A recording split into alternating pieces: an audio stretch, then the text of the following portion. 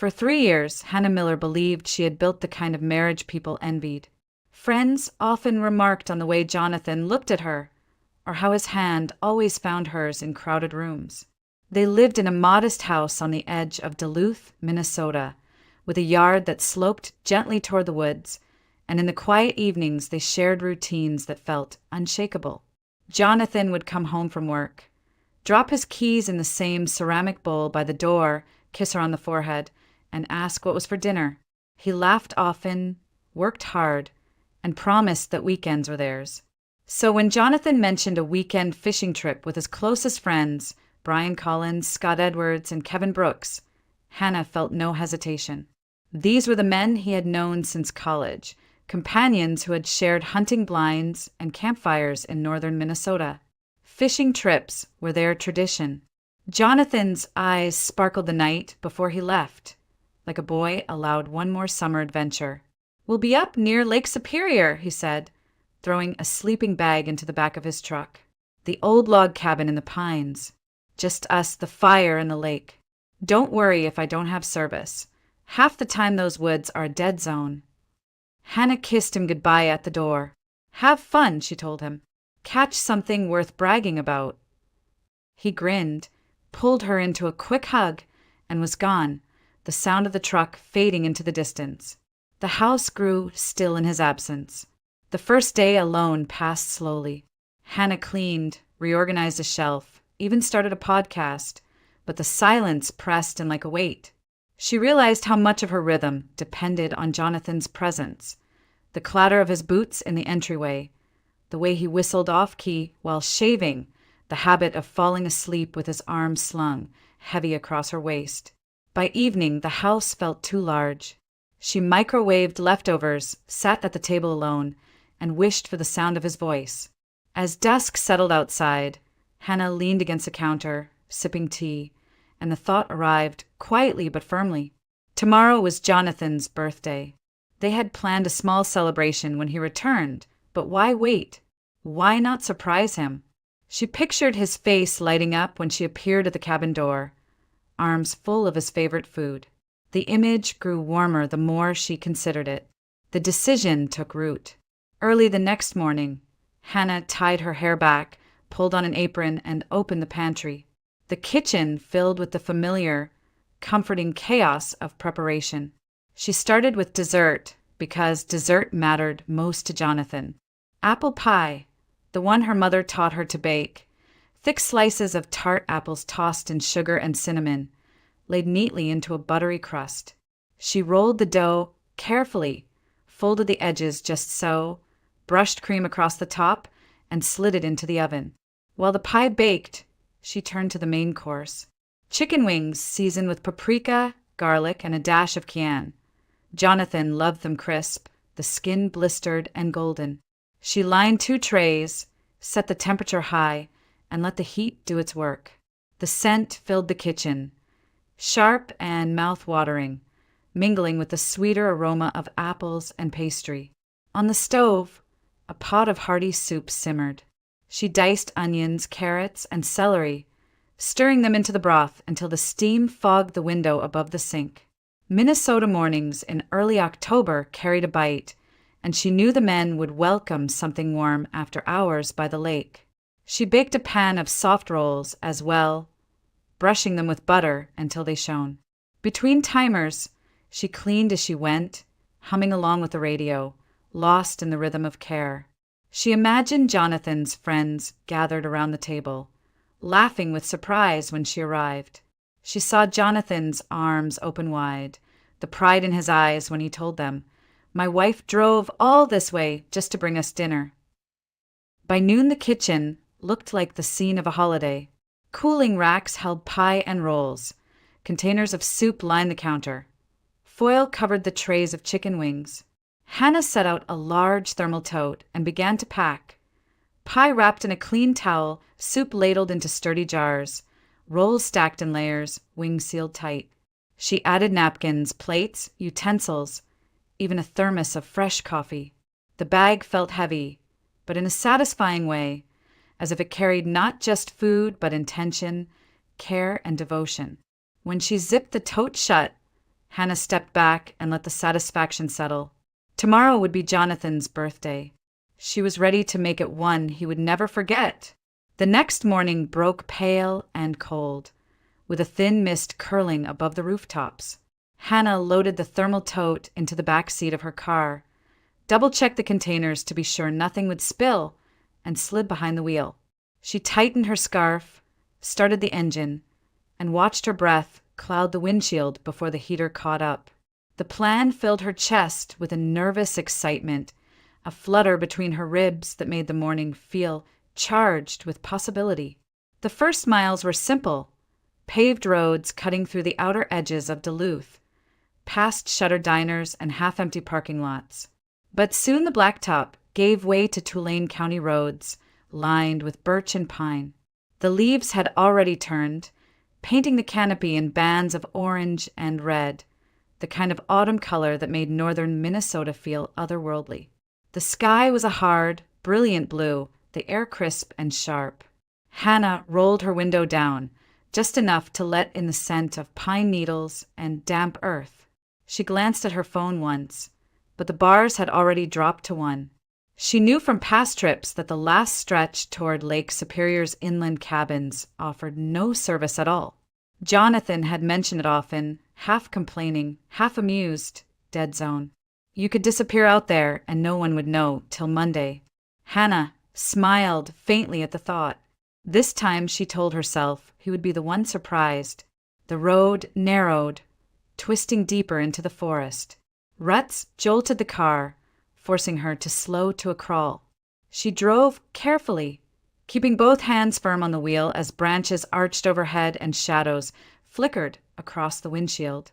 Somewhere beyond the trees, she imagined the cabin waiting, Jonathan and his friends still yawning from a late night, not expecting anyone, least of all her with a bag of food warm enough to steam in the chilly air. Her heart beat a little faster. She pictured Jonathan's expression when he opened the door. First confusion, then delight, maybe even embarrassment in front of the others. But the good kind, the kind that proved she had gone out of her way because she loved him. The thought made her cheeks warm. The car climbed a slight rise, then leveled out. Ahead, the forest opened into a small clearing used for parking. Hannah slowed, expecting to see the usual line of vehicles. Jonathan's aging truck, Brian's SUV with its dented bumper, Scott's weathered Jeep, Kevin's rusty minivan. Instead, she braked hard.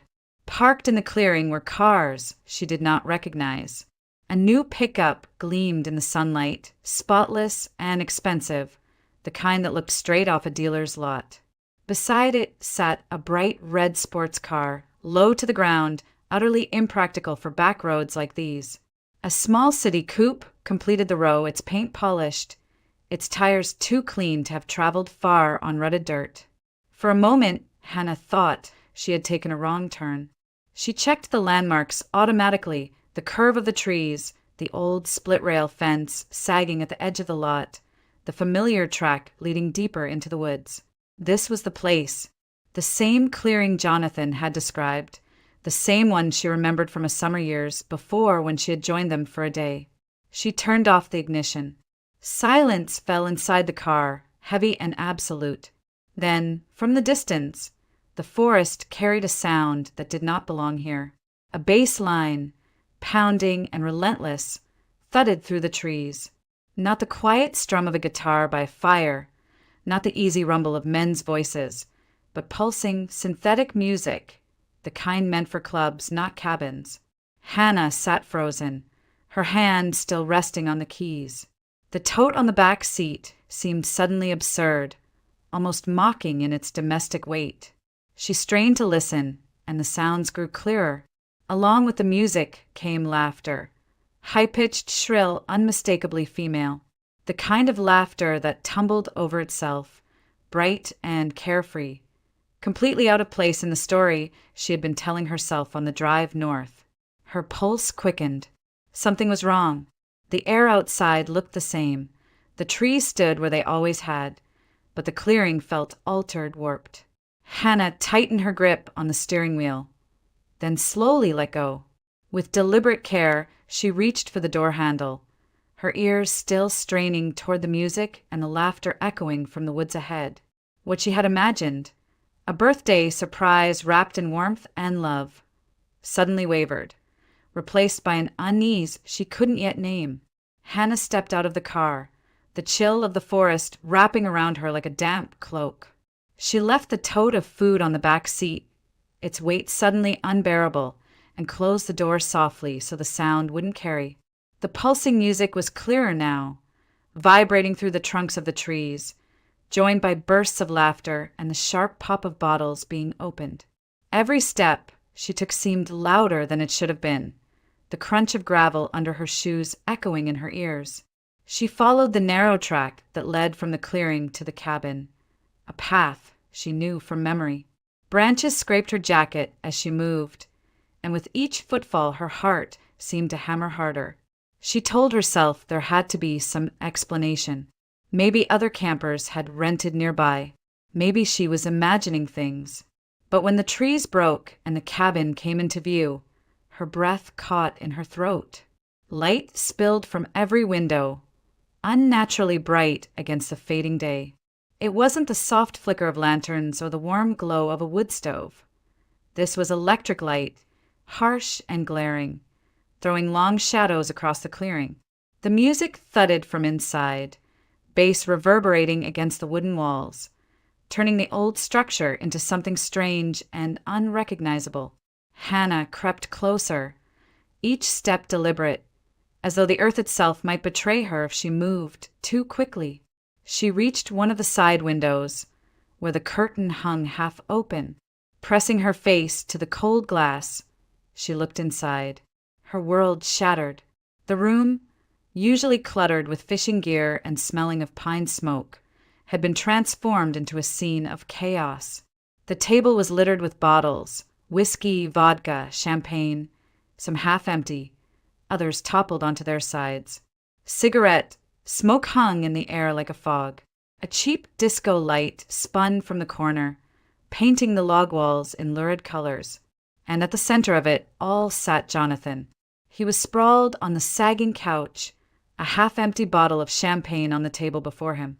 On his lap perched a young blonde woman in a cropped top and denim shorts, her head resting against his shoulder, his arm wrapped casually around her waist, his mouth close to her ear as he whispered something that made her throw her head back and laugh, exposing a smooth, toned stomach when her shirt rode up. Jonathan grinned, kissed the crown of her hair, then tapped her hip as if she belonged there.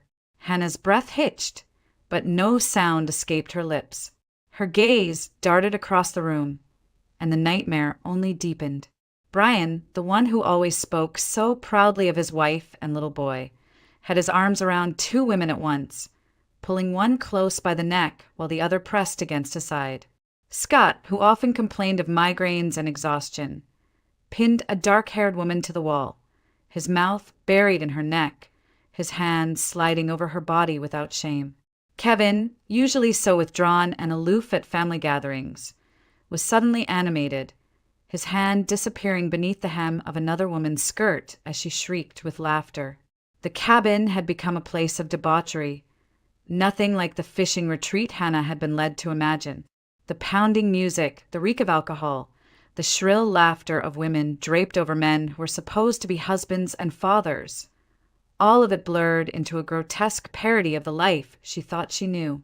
Hannah felt her chest tighten as though an iron band had wrapped around her ribs. She pressed harder against the glass, needing to be sure, needing to fix every detail into her mind.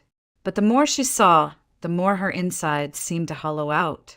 Her vision sharpened unnaturally, every detail etched in cruel clarity, the angle of Jonathan's hand against the girl's hip, the gleam of sweat on Scott's temple, the way Kevin's eyes lit up with hunger.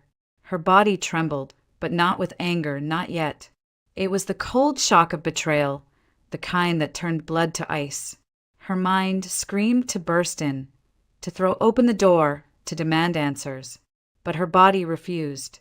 She stood rooted, silent, a ghost outside her own life, watching everything she believed unravel. The tote of food she had so lovingly prepared flashed in her mind, the pie wrapped in a towel, the soup sealed tight against the chill.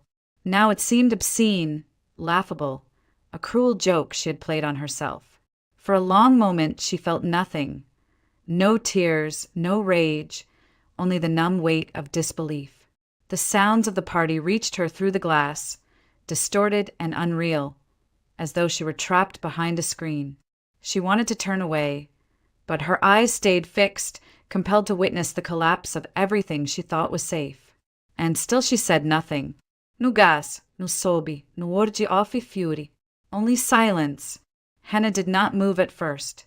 Her palms flattened against the window pane, the cold seeping into her skin, grounding her even as the world inside spun further out of control. Then, slowly, as if guided by instinct rather than thought, she slid her phone from her jacket pocket. Her fingers moved without trembling. She tapped the camera, switched to video, and lifted the device until the lens caught the scene within.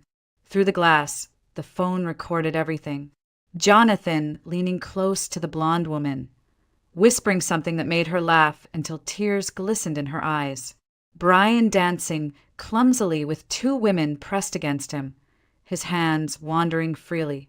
Scott pinning a brunette to the wall, their mouths locked together as his fingers clawed at her hip. Kevin sprawled in a chair, grinning wolfishly as his hand disappeared beneath a skirt, the girl arching into his touch. The camera lingered on each of them in turn, steady and deliberate. Hannah panned slowly across the room, capturing the debris of the party, bottles scattered across the table, some toppling into puddles of liquor, ashtrays spilling over with cigarette butts, clothing strewn on the floor. The throb of the music vibrated faintly through the glass, an ugly soundtrack that seemed to underscore the collapse of every promise Jonathan had ever made to her. She held the phone firm. Each frame was evidence, each face exposed under the harsh glow of light. She zoomed in, fixed on Jonathan's hand as it rested possessively on the blonde's waist, then shifted to the champagne bottle glinting beside them. Nothing was left ambiguous. When she was certain she had recorded enough, long, unbroken minutes of betrayal, Hannah lowered the phone. Her breath clouded the glass, briefly obscuring the sordid scene before her. She turned away. The walk back to the car felt endless. Her legs were stiff, her steps heavy, but she did not falter. She opened the back door, glanced at the tote on the seat, and left it there.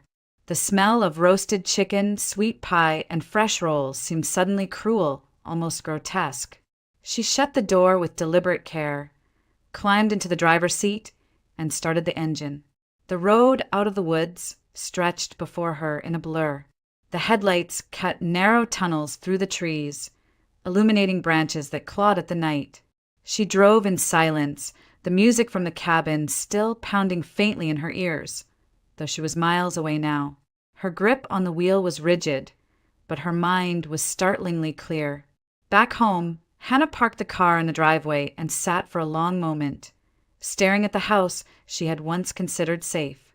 The tote remained in the back seat. She didn't bother to carry it inside. Instead, she walked straight to the living room, set her phone on the coffee table, and sank into the couch. The quiet of the house pressed around her, thick and suffocating, broken only by the faint hum of the refrigerator in the kitchen. The ache came then, sharp and deep. Images replayed in her mind. Jonathan's grin as he kissed the blonde's hair, Brian's hands clutching two women at once, Scott's body pinning the brunette, Kevin's laughter. Her stomach clenched as if she'd swallowed glass. But even as pain rose like a tide, something colder surfaced too. Reason, calculation, a clarity forged by shock. Hannah wiped her eyes with the back of her hand, though no tears had fallen. She reached for her laptop. All night she worked. The video played on loop as she froze frames, zoomed in on faces, took screenshots. She opened browser tabs one after another, combing through social media. A necklace caught in the frame became a clue, leading her to Christina, a university student whose posts were filled with glamorous selfies and vague hints about looking for a sponsor.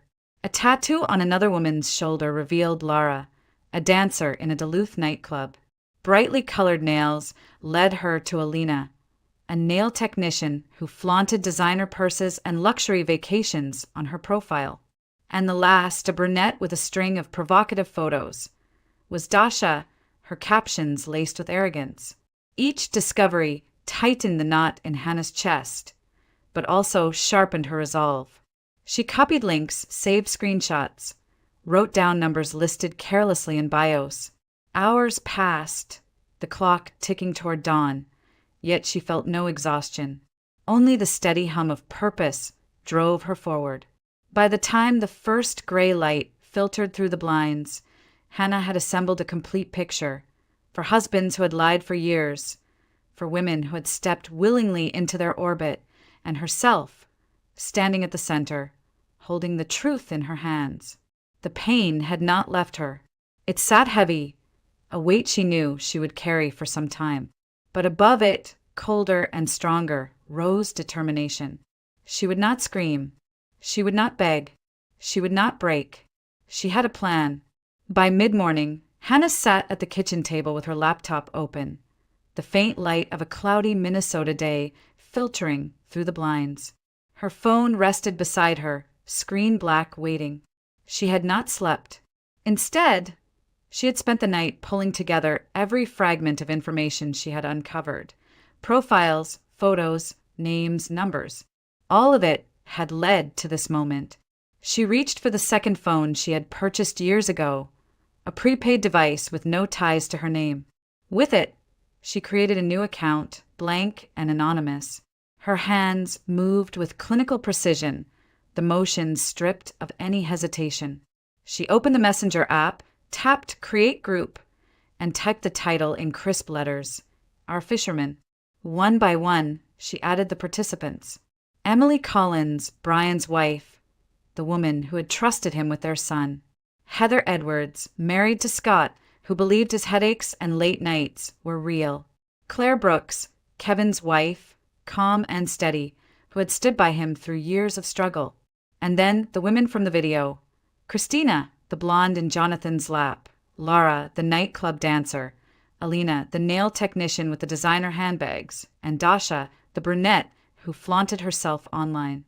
8 women in total, all connected by the lies of 4 men. Hannah scrolled to the file, tapped once, and sent the video.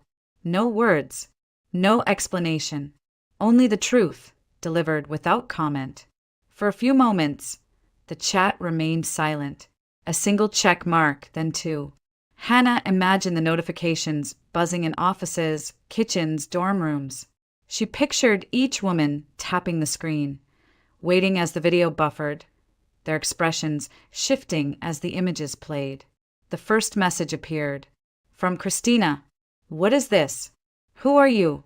Lara chimed in seconds later. This better be some stupid joke.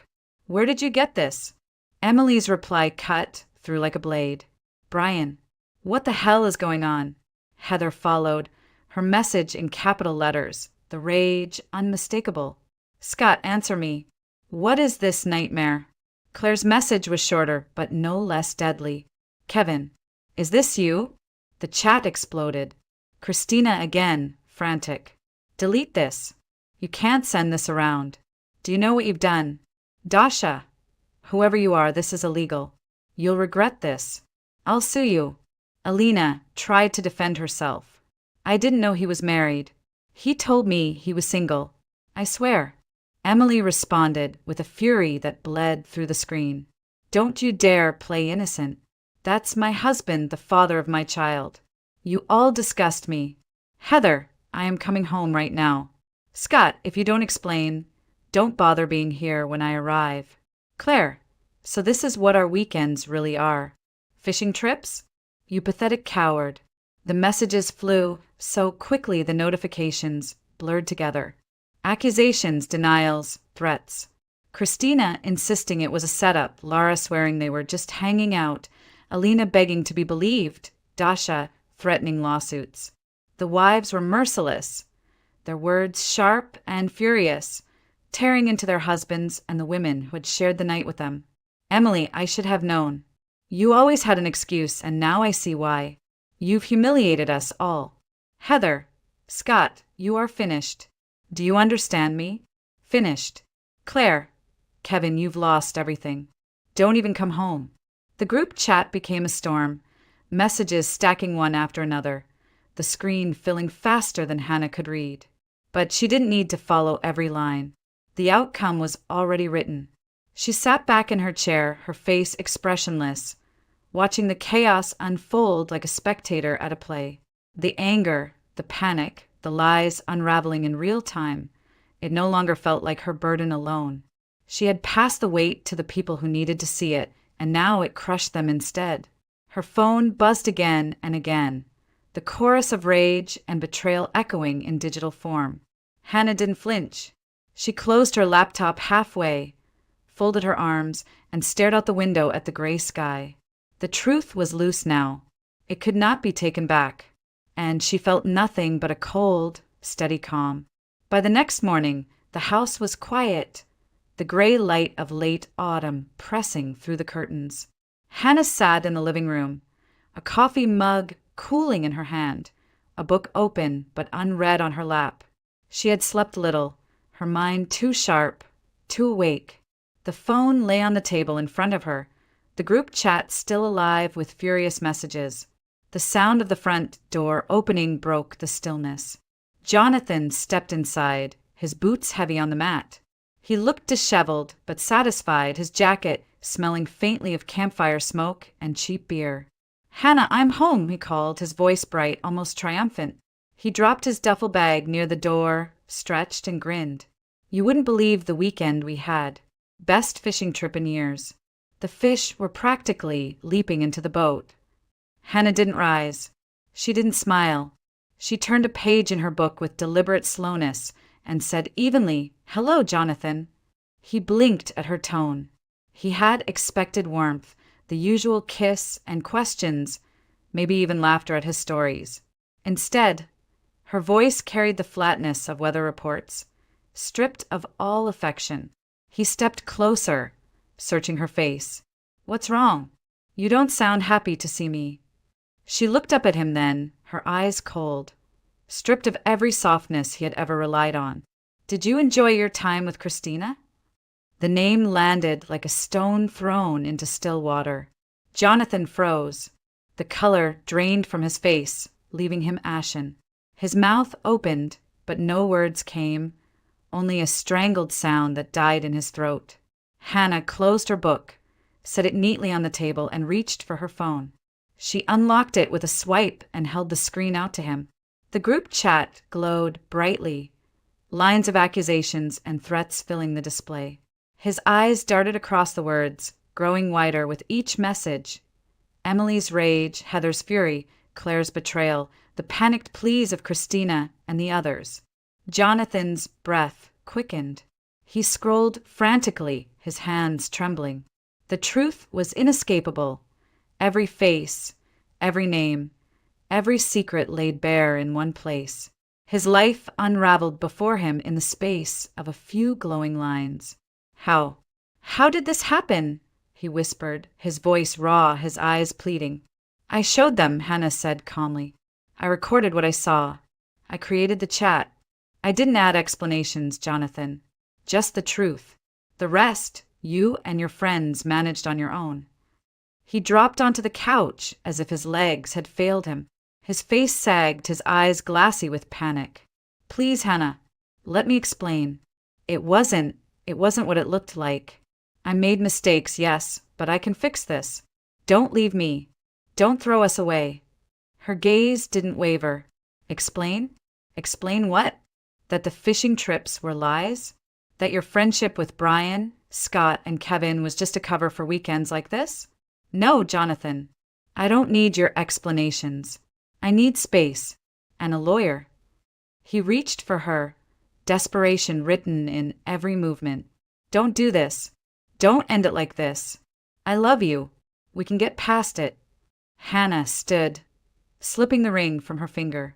She placed it on the table beside her keys with a quiet finality that cut sharper than any scream. "You ended it," she said softly. I'm just giving it the name it deserves. She picked up her bag, walked to the door, and opened it without hesitation.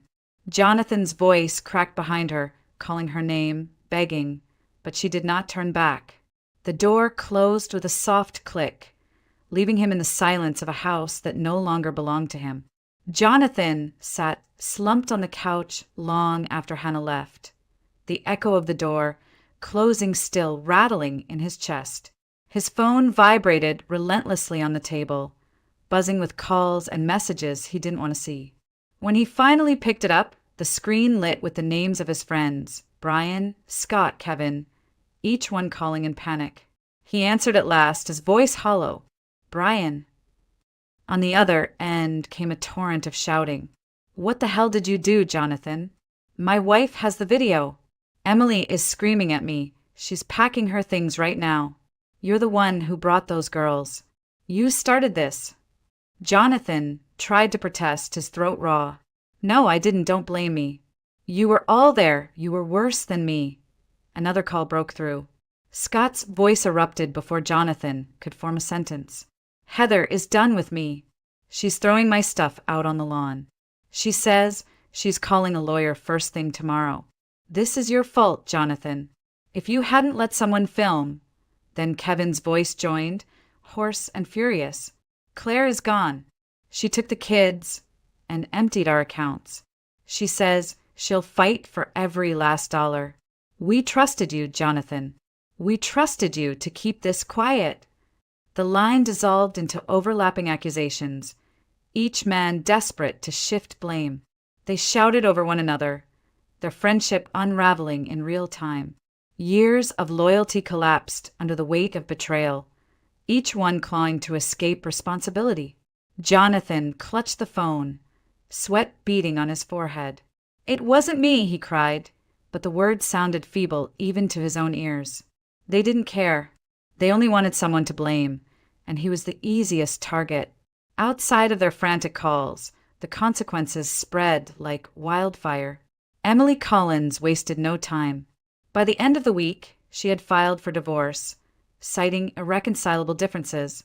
She packed her son's belongings, left the marital home, and took her case to court. Brian had once been a respected partner in a local construction firm, but Emily's swift action left him cornered. She demanded full custody, half of their shared assets, and a stake in the company. The community sided with her. Brian's colleagues distanced themselves, unwilling to be associated with scandal. Heather Edwards was equally ruthless. She threw Scott out of the house the very night she saw the video. Neighbors watched as his belongings were dumped onto the porch, whispers trailing behind every box and bag. She refused to cover his debts any longer, leaving him saddled with car payments, credit cards, and a mortgage he couldn't handle alone. Within days, his financial footing crumbled. Claire Brooks was the quietest, but her silence was lethal. She filed meticulous paperwork, dividing every asset down to the last cent. Their lake house, their savings, even Kevin's beloved hunting cabin. Everything was liquidated or split. Then she took the children and moved in with her parents 2 towns over. By the time Kevin realized what was happening, Claire had already sealed the arrangements with her attorney. The small community around Duluth buzzed with the scandal. Word traveled through church groups, grocery store aisles, and workplaces. Everyone had seen or heard about the video by now. Some had even received it forwarded from anonymous numbers. The 4 men who once boasted about their fishing trips became the subject of disgust and ridicule. Brian was shunned by business partners who no longer trusted his judgment. Scott's co-workers whispered behind his back. Their respect evaporated. Kevin, once admired for his stoic demeanor, found himself pitted and mocked in equal measure. And Jonathan, he bore the brunt of it. With Hannah gone, the truth tied directly to his name, he became the face of the scandal. His reputation disintegrated overnight.